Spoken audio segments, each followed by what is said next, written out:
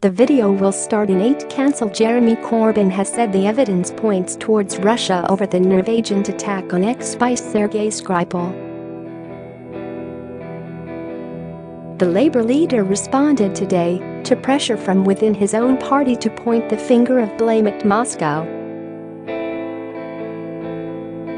Backbench MPs and shadow ministers had urged him to unequivocally pin the attack on President Vladimir Putin's regime. But despite singling out Russia today, Mr Corbyn again stopped short of doing so. Instead, he told Sky News the source of the deadly Novichok appears to be Russia, either from the state or from a rogue element of the state. He added, "The evidence points towards Russia on this. Therefore the responsibility must be borne by those that made the weapon, those that brought the weapon into the country, and those that used the weapon." Earlier, Shadow Defense Secretary Nia Griffith said it would have been easier for us if the Labour leader had made it clear he backed the expulsion of 23 Russian diplomats. But Mr Corbyn told reporters, "I was extremely definite yesterday that I totally condemn this attack. The perpetrators must be brought to justice." At least 2 shadow ministers were said to be considering their positions last night after the Labour leader said he did not believe there was proof the Kremlin was behind the attempt on the ex-spy's life. A former frontbencher told the Mirror, "People are effing livid, aghast at what he said." Vladimir Putin breaks silence on Poison Storm, expressing extreme concern about destructive and provocative attitude taken by Britain Mr Corbyn's refusal to blame Moscow came despite him being shown secret evidence on Privy Council terms. Mr Corbyn's spokesman then deepened the row by insisting there were still 2 possibilities: either Russia committed the act or simply lost control of the nerve agent.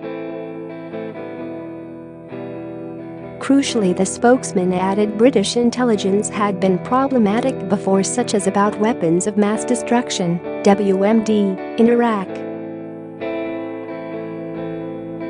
In a furious Labour row, several MPs swiftly signed a motion saying they unequivocally accept the Russian state's culpability. Labour's stance was initially backed by France, which said it needed proven evidence that the nerve agent was used by the Russian state. But France, Germany, the US and UK later signed a joint statement saying Russia was the only plausible culprit.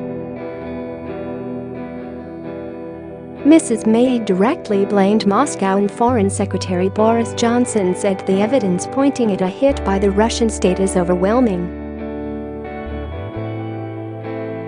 Defense Secretary Gavin Williamson said, "There is no doubt where this attack came from. It came from Russia. It is time for our whole country to unite behind the Prime Minister, give her our full support, make it clear as a nation that we stand together."